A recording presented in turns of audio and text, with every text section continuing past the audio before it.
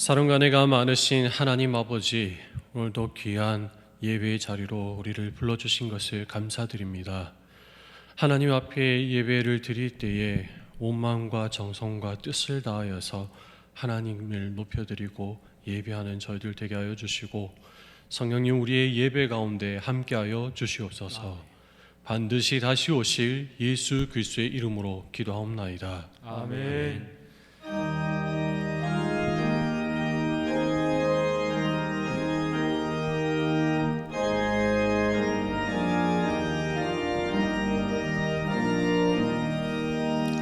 내 마음과 정성이 다하여서 주 너의 하나님을 사랑하라.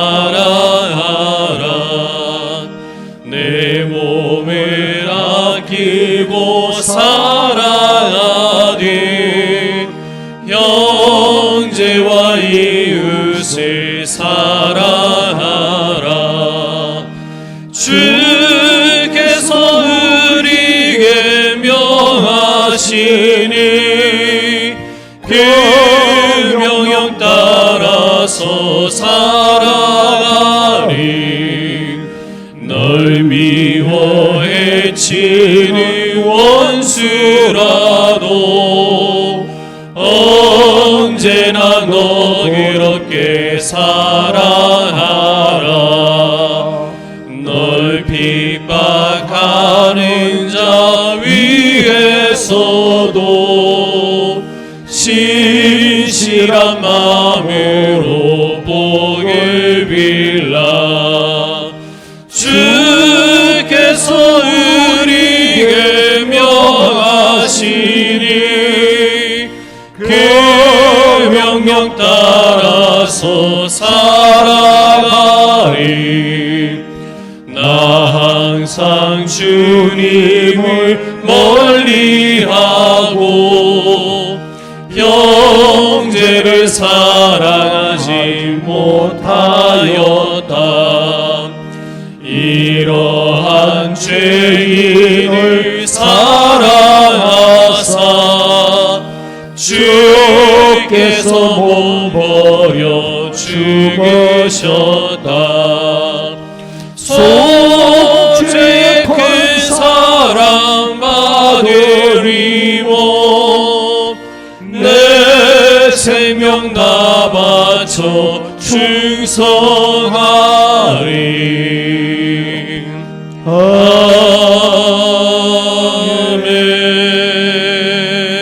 아멘. 살아계신 아버지 하나님, 정말로 감사를 드립니다. 아무리 아버지 앞에 예배를 드리고 싶다 해도 하나님이 허락하지 아니하시면 예배 자리에 나올 수 없나이다. 세상적으로 하나님 이렇게 질병으로 온역으로 고통당하고 있지만 몸된 교회를 오늘까지 지켜주시고 붙잡아 주시고 하나님 세워주신 하나님 앞에 감사하지 아니할 수가 없나이다. 주님 예배를 드리는 현장 그 곳곳에도 오늘도 함께 하시고 이 예배를 통하여 하나님의 살아계심이 어떠한 것으로 인도하시는지 우리 온 성도들 체험할 수 있는 기회가 될 수 있도록 하나님 붙잡아 주시옵소서. 아멘. 하나님 분명히 말씀하지 아니하셨나이까? 너는 내게 부르짖으라 응답하신다고, 나의 반석이 되어주신다고, 우리의 요새가 되어주신다고, 우리의 피할 바위가 되어주신다고 하나님 말씀하셨나이다. 하나님 개인으로 가정적으로 이 모양 저 모양으로 하나님 기도의 제목들 하나님 알고 있지 아니하나이까? 하나님 사건 사고 속에서도 우리 교회를 오늘까지 지켜주셨나이다. 오늘까지 보호해 주셨나이다. 오늘까지 인도해 주셨나이다. 하나님의 살아계심을 날마다 정극케 하신 내 아버지 하나님, 우리는 입술로만 아버지 찬양한다고 했습니다. 그러나 영원한 생명의 길로 인도하신 아버지 앞에 저희들 습관적으로 예배드리는 것이 아니라 내가 예배드리는 그 현장이 하나님의 기쁨이 되게 하신 주님 앞에 감사를 드립니다. 오늘 하나님 우리 목사님 세워주셨나이다. 그 말씀이 하나님 은혜 되게 하시고 이 아버지 예배드리는 그 현장에서도 은혜 받는 시간 되게 하옵소서. 우리 하나님 분명히 말씀하셨나이다. 재앙의 날에 이른다 할지라도 하나님을 의지하는 가정과 하나님을 의지하는 자녀들에게는 하나님 지키시고 보호하시고 인도하시고 구원의 반열에 세워주신다고 하나님 말씀으로 약속하셨사오니 어디로 있든지 어디에서 무엇을 하든지 우리의 부르짖는 소리를 들으시고 하나님 환난 중에 있달지라도 하나님 부르짖게 하시고 환난 중에 있달지라도 그 소리를 주님 앞에 들을 수 있는 우리 온 성도들 되기를 원합니다. 하나님 가정에서도 기도의 제목들 하나님 이 시간 다 같이 기도하게 하시고 아버지 알고 있지 아니하나이까 거짓되지 아니한 입술에서 나오는 기도는 하나님이 응답받은 줄로 믿으라고 말씀하셨나이다. 행여나 하나님 저희들 가정적으로 시험이 있습니까? 그러나 내 하나님은 분명히 말씀하셨나이다. 내가 너를 감찰하고 있다고, 내가 너의 걸음을 지켜주고 있다고, 내가 너의 길을 굳게 지키고 있다고, 응답하시는 하나님이 네 하나님이라고 날마다 저희들에게 말씀해 주지 아니하셨나이까? 주님 힘들고 어려울 때에 주께 피하는 자들이 되기를 원합니다. 힘들고 어려울 때 하나님 십자가 붙드는 종들이 되기를 원합니다. 나약하고 연약할 때에 살아계신 주님을 부르짖는 저희들 되기를 원합니다. 이 시간 하나님 예배드리는 그 예배드리면서 그 현장 속에 가정들 하나님 특별히 눈동자와 같이 주의 성도들을 하나님 지켜주시되 사방으로 하며 올무가 주님이여 닥치지 아니하도록 환난 중에 부르짖는 성도들 지켜주시고 하나님 손을 펴서 그 현장에서 세워주시고 붙잡아 주시옵소서. 하나님 이 전염병으로 통하여 하나님 거두어 주셔야 되겠나이다. 아무리 재앙의 날이 이르다 때도 하나님 의지하는 가정에는 이 재앙을 가지고 기도의 자리로 만들 줄 믿사오니 흩어져 있는 사랑하는 성도들 붙잡아 주시고 구원을 아버지 앞에 있는 것을 알고 더욱더 찬양하며 기도하며 주님의 소리를 들을 수 있는 길을 열어 주시옵소서. 말씀 전가하시는 목사님 붙잡아 주시고 강건케 하시고 그 말씀이 살아있는 생명의 말씀이 되어서 듣는 자들의 귀가 열리어서 은혜 받는 시간 되게 하시고 특별히 우리 교회를 책임지고 가신 우리 목사님 아버지 꼭 붙잡아 주시옵소서. 지켜 주시옵소서. 세워 주시옵소서. 이 큰 교회를 이끌고 가실 때에 악한 것이 틈터거나 엿보지 못하도록 말씀 전가하실 때에 듣는 자가 다 살아 역사하는 시간들만 되게 하옵소서. 예수님 이름으로 기도하옵나이다. 아멘.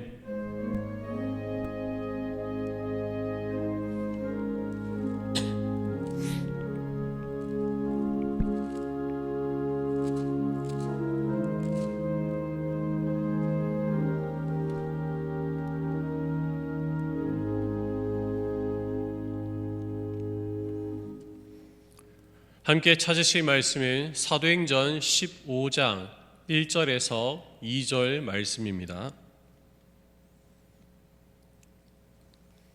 신약성경 212페이지 사도행전 15장 1절에서 2절 말씀을 같이 함께 통독하겠습니다.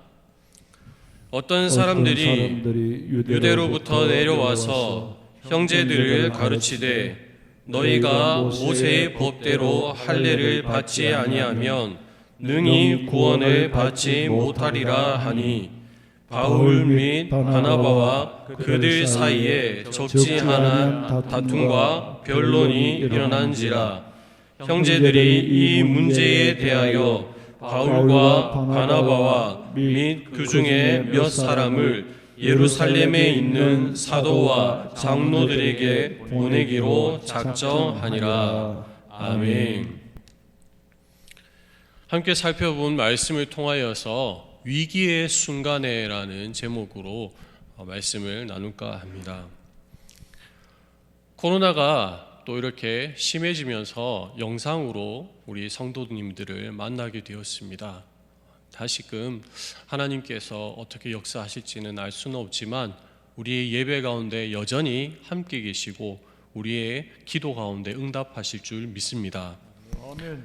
그 하나님을 우리가 이 시간 만나는 시간일 텐데, 그때에 우리 교회가 하나님 앞에 어떻게 서야 되는지 이 말씀을 통해 은혜의 시간이 되기를 소망합니다. 우리 교회의 올해 표어가 어떻게 되시는지 아십니까?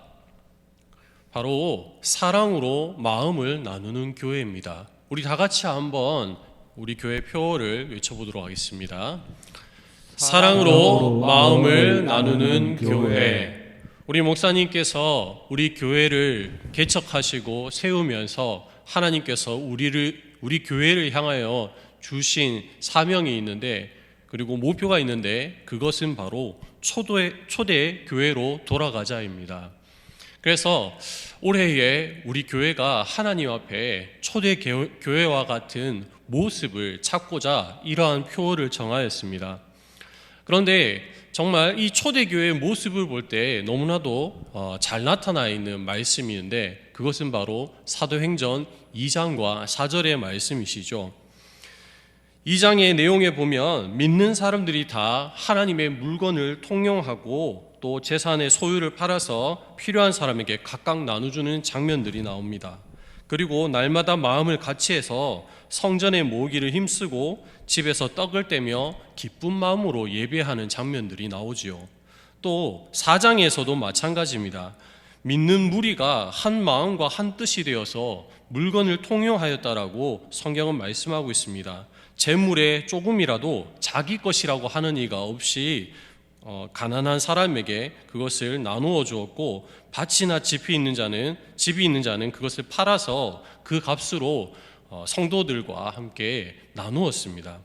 또 사도들이 날마다 큰 권능으로 주 예수님의 부활을 증언하니 교회가 날마다 왕성하게 부흥하게 되었다는 것이지요. 그런데 그 가운데서도 사실은 은혜만 있었던 것은 아닙니다. 우리가 초대교회를 생각할 때에 사실은 그 이면에 여러 가지 일들을 보아야 하는 것이지요. 우리 목사님께서도 종종 하시는 말씀이 있습니다. 성공한 사람들, 재벌이라든지 배우나 스타들의 그 이면에는 그에 합당한 고통과 어려움들이 있었다라는 것이죠. 우리 초대교회에 역시 그러한 문제들이 있었습니다. 내부적인 문제가 있었고 외부적인 문제들이 있었지요. 그래서 오늘 이 시간 그 초대교회로 돌아가고자 하는 그 초심 가운데 우리 안에 우리가 다시 한 번 더 돌아봐야 될 문제들이 어떤 것인지를 성경의 내용을 통해서 살펴보고 또 우리를 통한 하나님의 뜻 가운데 우리가 온전히 거하기를 소망합니다. 첫 번째로는 내부의 문제들이 있었습니다. 어떠한 문제였냐면 바로 구제에 대한 문제였습니다. 사도행전 6장 1절 말씀입니다. 그때에 제자가 더 많아졌는데 헬라파 유대인들이 자기의 과부들이 매일의 구제에 빠짐으로 히브리파 사람을 원망하니. 그렇습니다. 이 말씀에서도 보면 헬라파가 나오고 히브리파가 나오지요. 예수 그리스도 안에서 주님의 몸된 교회가 되고 자녀가 된 것은 맞습니다. 그러나 원래 말씀의 복음을 받았던 유대인들 가운데서 또 하나님을 믿었던 그 예수를 그리스도로 영접한 사람들이 있는가 하면 오늘의 말씀처럼 이방의 자리에서 또는 원래 유대인이 아닌 헬라 쪽의 계통의 그런 순수 혈통이 아닌 사람들도 있었던 것이죠. 그런데 그들이 이제는 예수 그리스도 안에서 구원을 받음을 통하여서 한 교회가 되었습니다. 그런데 하나님의 은혜로 성령의 능력으로 복음을 전할 때에 3,000명, 5,000명 많은 사람들이 복음을 받았고 교회는 엄청난 속도로 성장하게 되었지요. 그러나 그 가운데서 이 많은 사람들을 사도들이 책임지기에는 너무나도 많은 인원이었습니다. 그래서 결국 힘든 사람들을 도와줄 때에 구제에 대한 문제가 생겼는데, 그것은 바로 이 헬라파인들과 히브리인들, 히브리파 그 사이에서 구제를 누구를 더 이렇게 챙겨주느냐 하는 문제였죠. 그래서 결국에는 복음을 전하는 데 힘쓰고자 사도들은 이 문제에 대해서 해결책을 제시했는데, 그것은 바로 일꾼을 세우는 것이었습니다. 그래서 이 사도들을 대신해서 성령에 충만한 충실한 일꾼을 7명을 세우게 된 것입니다. 그들로 인하여서 이 내부의 문제는 해결이 되었습니다. 그리고 또 다른 문제는 어떤 것이냐? 그것은 바로 편견의 장벽이 있었다라는 것이죠. 누구를 향한 편견일까요? 그것은 복음 밖에 있는 이방인들에 대한 편견이었습니다. 우리가 읽지는 않았지만은 이 앞장의 내용에 보면 고넬료 집에 성령이 임한 역사를 성경은 기록하고 있습니다. 고넬료는 철저한 이방인이었습니다. 그에 대해서 기록을 성경은 로마의 백부장이었다라고 말씀하고 있죠. 그러나 역사적인 사실을 바라볼 때에 이 복음이 철저하게 편견되어지고 이방인들을 배제한 것은 아니었다는 것을 이 고넬료 사건을 통해 알 수가 있습니다.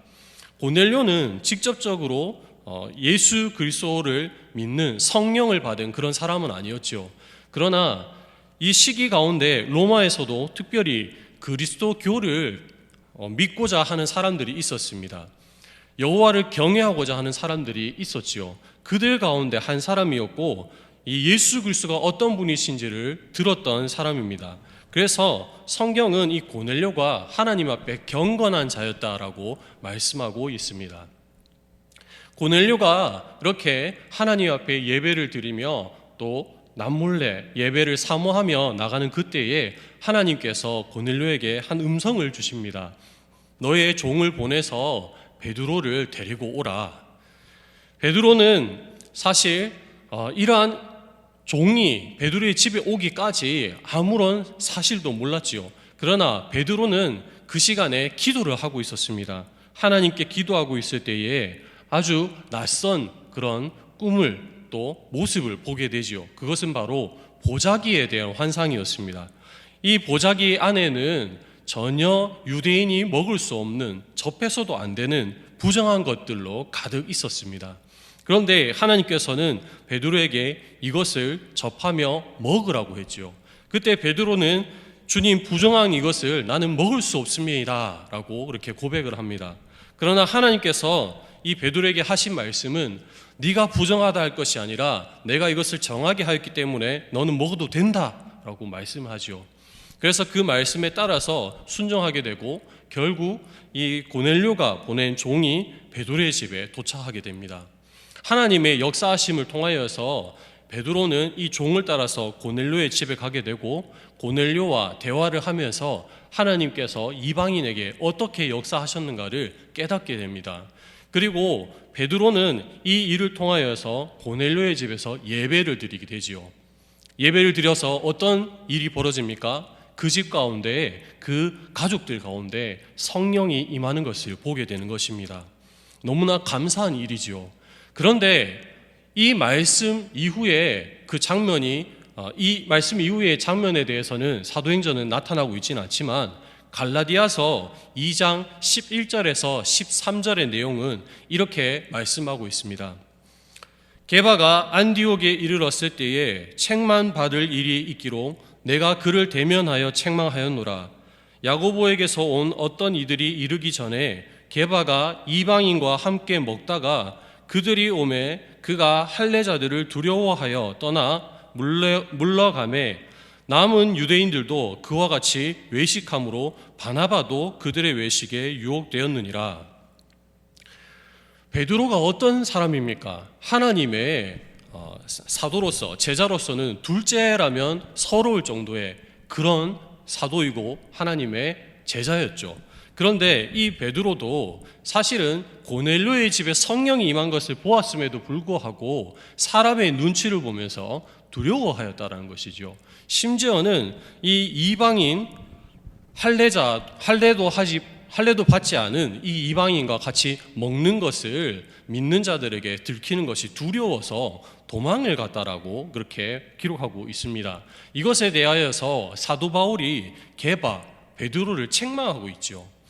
이처럼 이방인에 대한 장벽, 이방인에 대한 그런 인식들이 너무나도 편견들이 두터웠습니다.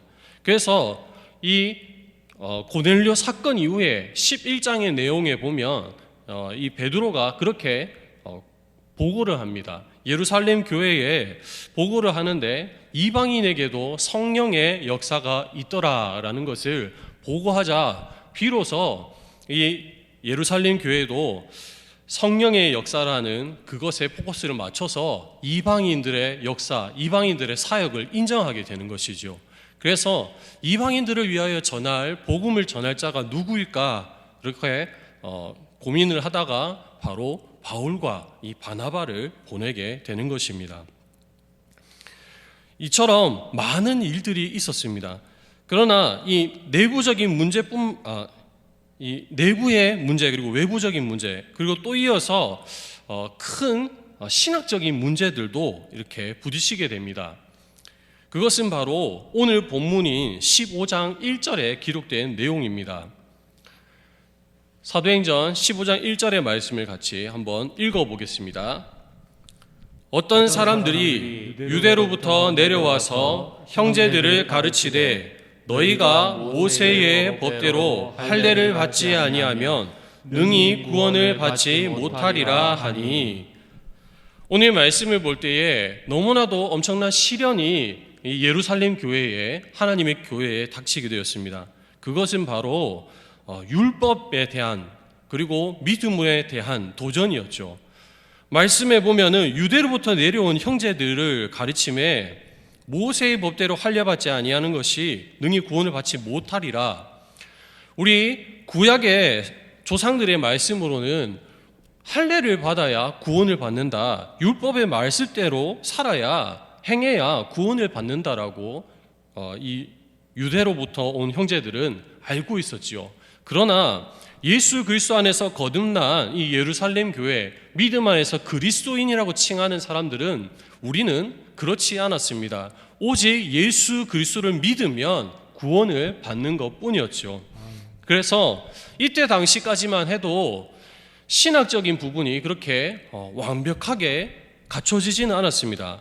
오늘날 우리 교회는 너무나도 철저한 학문적으로 성경을 연구하였고 또 그때 당시만 해도 우리의 손에 주어져 있는 성경이 있지가 않았어요.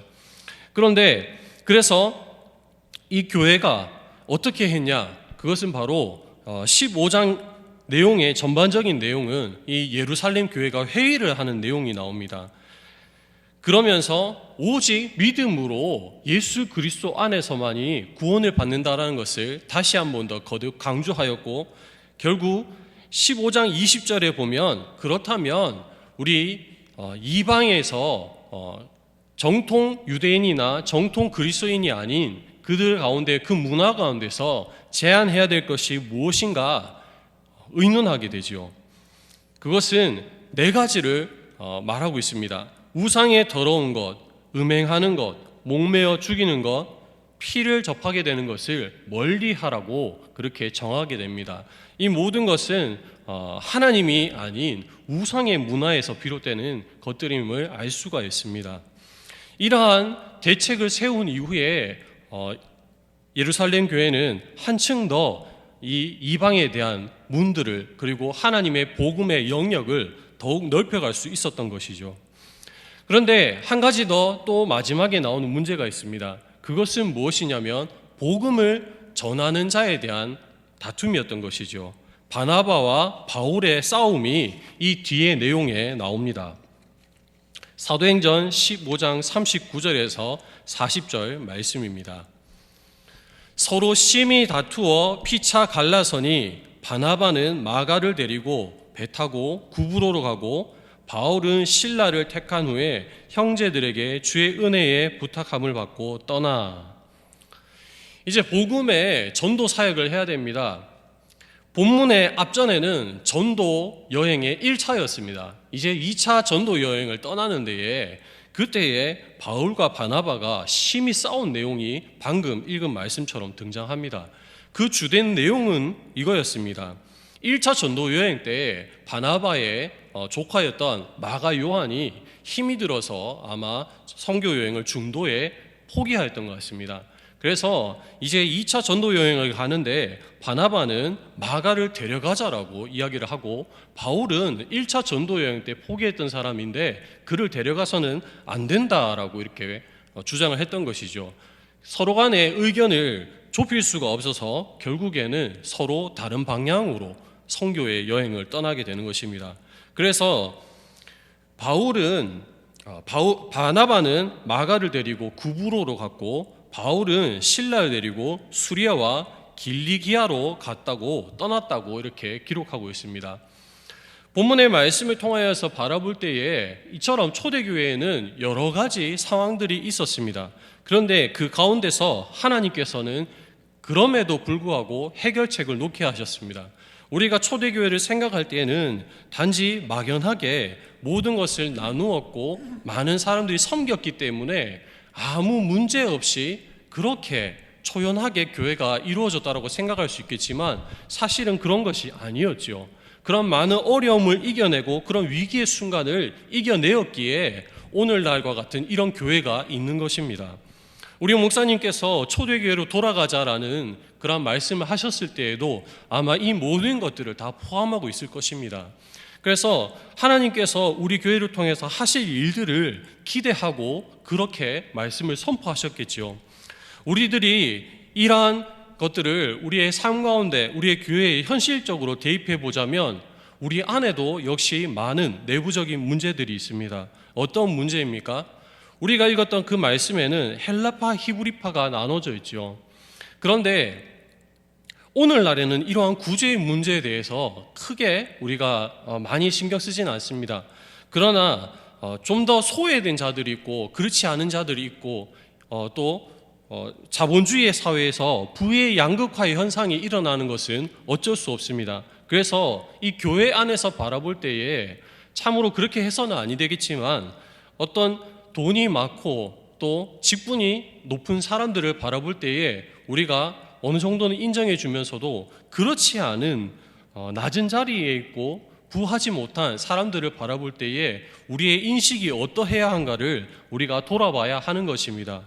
그리고 또한 이방인에 대한 편견을 생각해 볼 때에 이제는 복음이 이방인에게 전해진 것을 알 수가 있습니다. 성령의 역사하심이 이방인들도 하나님께서 역사하신다는 것을 알고는 있지요. 그리고 또 이러한 섬김을 통하여서 우리가 일꾼들을 세워나갔습니다. 이 구제에 대한 부분에 대해서 넘어갈 때에 또 일꾼을 세웠는데 이 일꾼에 대한 직분에 대한 인식이 우리 가운데 잘못 세워지고 있다는 것입니다. 무엇이냐면 장로와 권사와 집사가 각각의 계층으로 인식되고 있다는 것이죠. 그런데 사실은 그것이 직분이 한 자리를 차지하고자 하는 것이 아니라 하나님의 일을 하기 위한 일꾼으로 세워졌다는 것을 우리는 마음 가운데 다시 한 번 더 새겨야 하는 것입니다. 하나님께서 또 이방인을 통하여서 역사하신다는 것을 우리는 깨달아야 합니다. 우리도 복음 안에서 사실은 이방인이었습니다. 물론 예정하시고 창세전부터 선택하신 하나님의 자녀들이었지만 우리가 우리의 눈으로 바라볼 때에 우리는 복음 외의 사람이었습니다. 유대인이 아닌 헬라인과 같은 그런 자들이었죠. 그래서 우리 교회 가운데 오늘날 교회 가운데 혹시라도 새신자가 올 때에 그들을 바라보는 눈이 마치 이러한 편견을 갖고 있지는 않는가 우리가 생각해 보게 됩니다. 그러면서도 염려가 되는 것은 무엇이냐면 요즘 이단의 문제들이 많이 있습니다. 그래서 예루살렘 교회에 특별히 15장에서 있었던 이 율법에 관한 그리고 또 믿음에 관한 문제들을 바라볼 때 이단의 문제는 심각하게 되어 있습니다. 이단이 어떻게 나오는지는 너무나 잘 알고 있지요. 대표적으로 신천지와 같은 자들이 이러한 자들일 수 있습니다. 애매한 색깔을 가지고 있는 것이죠. 하나님을 믿는 것 같은 그런 모습으로 들어와서 예수가 아닌 다른 것을 바꿔놓는 것입니다. 우리는 이들을 경계해야 합니다. 그리고 또 하나 경계할 것은 무엇입니까? 큰 교회라고 해서 다 믿을 것은 아닌 것입니다. 어떤 유명한 목사님이 말씀하였다고 해서 그것이 믿음 안에 있다, 말씀 안에 있다 확신할 수 없는 것이지요. 누구라고 거론할 수는 없지만 큰 교회의 많은 목사님들이 WCC를 옹호하고 그들이 바라보는 예수를 단지 종교 활동과 같은 그러한 영역으로 격화시키는 것을 바라볼 때에 그들이 믿는 하나님이 참 여호와 하나님이신가를 의심케 하게 됩니다. 그래서 우리는 이러한 시기 가운데 영적으로 눈을 바로 뜨고 보아야 하는 것입니다. 또한 하나님의 말씀을 통하여서 우리가 같은 일을 해나가지만 의견이 다를 때가 있습니다. 그래서 종종 심히 다투어서 갈라지는 경우가 있지요. 우리가 방금 바라보았던 바나바와 바울이 그렇습니다. 바나바는 어떤 사람입니까? 바울이 믿는 사람들을 잡아 죽여갈 때에 많은 사람들이 그가 회심하였지만 믿지 못하고 두려워하였던 그때에 바울을 옹호하고 그가 교회 가운데 잘 정착할 수 있도록, 그리고 믿음의 사도라는 것을 인정받게 도와줬던 사람이 바로 바나바입니다. 그러한 바나바와 바울이 심히 다투었답니다. 인간적인 생각으로는 있을 수 없는 일이죠. 그러나 이들이 다투었던 이유는 무엇이냐? 궁극적으로 복음을 어떻게 전하는가였습니다. 그래서 이들의 다툼이 그렇게 심하였지만 결국 갈라서서 복음을 전하였지만 그 모든 것들이 결국에는 하나님께서 합력하여 선을 이루셨다는 것이지요. 이 점에 주목할 필요가 있습니다. 교회 안에서 어떤 결정을 하거나 어떤 일들을 해나갈 때에 서로가 적이 아니라는 것을 우리는 알아야 됩니다. 그래서 어떤 선택을 해나감에 있어서 이것이 하나님 나라를 세워나가는 것이라는 그런 확고한 믿음을 갖고 형제를 미워하거나 대적할 필요는 없다라는 것이죠. 바나바는 이 마가를 데리고 선교회 현장을 다니면서 그의 연약함을 보고 그를 일꾼으로 세웠을 것입니다. 그 증거가 무엇입니까? 바로 사도 바울이 말년에 되어서 그리고 그의 서신서에 고마운 이름들을 적을 때에 바나바의 이름이 기록되어 있다는 것입니다. 그리고 바울이 그렇게 열매를 맺음 통하여서 결국 사도 바울에게도 유익한 사람이 되었고 하나님 나라를 세워나가는 한 일꾼이 되었다는 것이죠. 이처럼 많은 사람들이 믿음 안에서 하나님의 나라를 세우고자 노력하였고 여러 가지 일들이 하나님의 교회 안에서 있었습니다. 그 가운데 하나님께서는 우리에게도 이러한 일들을 해나갈 것을 오늘 이 하루 가운데, 오늘 이 시대 가운데 하나님께서 요구하시는 것입니다. 위기가 없는 것은 아닙니다. 역사를 살펴볼 때에도 교회에는 항상 위기가 있었습니다. 그것을 하나님께서는 지혜롭게 이겨나가기를 원하시고 앞으로의 하나님 나라를 우리를 통해서 예비하기를 원하십니다. 우리 가운데 하나님의 역사가 있을 때에 우리들 또한 초대교회에 있었던 그런 역사들이 있을 줄 믿습니다. 사도행전 4장 32절에서 35절 말씀을 우리 같이 한번 읽고 제가 기도하고 이렇게 마치도록 하겠습니다. 다 같이 읽겠습니다. 믿는 무리가 한 마음과 한 뜻이 되어 모든 물건을 서로 통용하고 자기 재물을 조금이라도 자기 것이라 하는 이가 하나도 없더라. 사도들이 큰 권능으로 주 예수의 부활을 증언하니 무리가 큰 은혜를 받아 그 중에 가난한 사람이 없으니 이는 밭과 집 있는 자는 팔아 그 판 것의 값을 가져다가 사도들의 발 앞에 두매 그들이 각 사람의 필요를 따라 나누어 줍니다. 아멘. 이러한 역사가 우리 화원 성명교회 가운데 우리 성도들 각 가정 가운데 이루어지기를 우리 주님의 이름으로 예수 그리스도의 이름으로 축복합니다. 아멘. 찬송가 220장 찬양하겠습니다.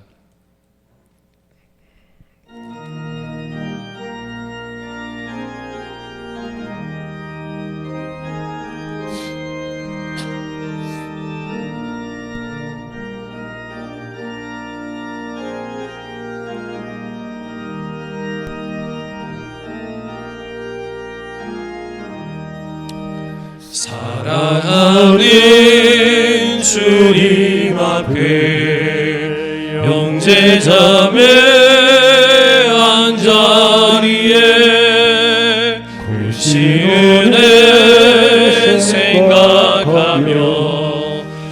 즐거운 찬송 부르네.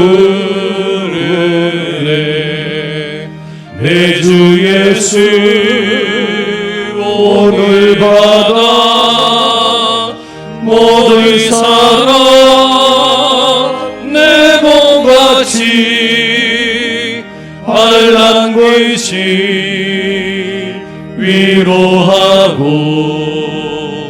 진심으로 사랑하세. 사랑하는 주님 앞에 온갖 충성 다 바쳐서 괴로우나 즐거우나 주님만 힘써서 기에 우리 주님 거룩한 손 제자들의 발을 씻어 난 섬기는 종의 도를 몸소 행해 오이셨네. 사랑하는 주님 예수 같은 주로 섬기나니 한 피바다 한 몸이는 형제여 친구들이여 한 몸같이 친밀하고 마음으로 하나 되어 우리 주님 크신 뜻을 지성으로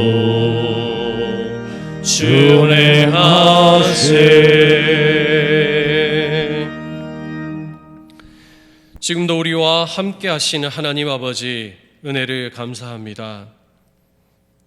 오늘날의 교회가 있기까지 많은 일들이 있었지만 하나님의 보호하심 아래, 하나님의 은혜 아래 그 모든 시험과 위기들을 이겨내고 마침내 지금과 같은 교회가 이 땅 가운데 전 세계에 이렇게 있을 줄 믿습니다. 아멘. 하나님 아버지께서 허락하여 주신 그 고난과 환난과 어려움이 이전에도 있었지만 지금도 있고 앞으로도 있을 것이라 믿습니다. 장차 올 그 고난과 위기 가운데서도 우리가 비둘기와 같이 거룩하고 뱀과 같이 지혜를 발휘하여서 하나님의 몸된 교회에서 이 모든 것들을 잘 이겨나갈 수 있도록 능력을 더하여 주시옵소서. 아멘. 교회의 외적으로나 교회의 내적으로 하나님의 몸된 교회를 넘어뜨리고자 하는 악한 세력들이 있습니다. 다만 악에서 우리를 구하여 주시옵고 아멘. 하나님의 나라가 이 땅 가운데 임하기를 두루 고대하는 자들마다 속히 하나님 나라를 볼 수 있도록 도와주시옵소서. 아멘. 이 땅 가운데 반드시 다시 오실 예수 그리스도의 이름으로 기도하옵나이다. 아멘.